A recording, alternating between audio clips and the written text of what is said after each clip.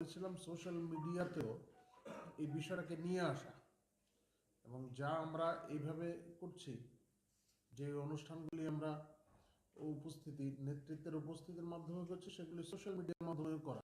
এবং আমাদের কার্যকর্তারা, আপনারা অনেকেই দেখেছেন হয়তো সোশ্যাল মিডিয়াতেও, সামাজিক মাধ্যমে আমাদের যে কার্যকর্তারা সেইভাবে তাদের সাড়া দিচ্ছেন, তাদের যে প্রোফাইল পিকচার সেগুলিও পরিবর্তন করেছেন। ঘর ঘর বিজেপির প্রোফাইল পিকচার চলছে সর্বত্র। তো আমরা মনে করি যে এটা সফল, এবং আজকের সূচনাতেই জনগণও সাড়া দিয়েছেন। বিভিন্ন বাড়িতে যখন গেছেন আমাদের কার্যকর্তারা, তাদের যে অভিপ্রায়, সেখান থেকে দেখা যাচ্ছে কেন্দ্র এবং রাজ্য সরকারের প্রতি, রাজ্য সরকার যে সমস্ত কাজগুলি আছে তা নিয়ে মানুষ ওয়াকিবহাল এবং মানুষ সাধুবাদ জানাচ্ছেন। আমরা আশা করি অবশ্যই আগামী দিনে এর একটা প্রভাব পড়বে।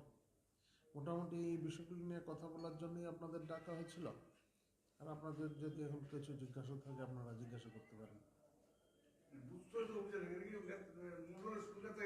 মন্ডলের নেতারাই থাকবেন, একজন করে মন্ডলের প্রতিনিধি সেখানে থাকবেন বুথে, এবং বুথ স্তরের কার্যকর্তা জনগণের কাছে যাবেন। একসঙ্গে জনসম্পর্ক চলতে থাকবে, পাশাপাশি সরকারের সাফল্যের খতিয়ানগুলিও তুলে ধরা হবে। সব বাড়িতে যাবে, আজকেও গেছে। সেই সঙ্গে ভারতীয় জনতা পার্টির পতাকাও বিলি করা হবে, সেগুলি দেওয়া হচ্ছে। হ্যাঁ, হয়েছে বিভিন্ন কয়েকটি ক্ষেত্রে। আমাদের যে আজকের যে কার্যক্রম ছিল, সেখানে যেই সমস্ত জায়গায় কোথাও আমরা খামতি ধরা পড়বে, সেখানে আমরা মণ্ডল সভাপতি বা অন্যান্য যারা কার্যকর্তারা আছেন তাদের সঙ্গে আলাপ আলোচনা হবে, এবং খাদ্যের কারণ কি তাও জানার চেষ্টা করা হবে।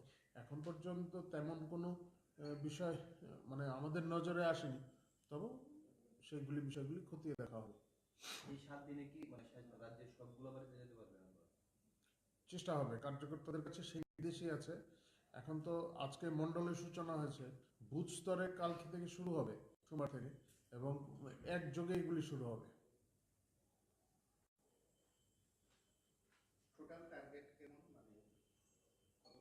আমরা তো প্রতি ঘরের কথা বলছি, প্রত্যেকটা ঘর, কোনো ঘর যাতে বাদ না যায়। সেগুলো যাবে ঘর। না, সত্যি কথা, ভোটারদেরও ভোট, যারা ভাড়া থাকেন সেই টাইমে হয়তো তিনিও ভোটার, এরকম তো অনেক ক্ষেত্রেই আছে।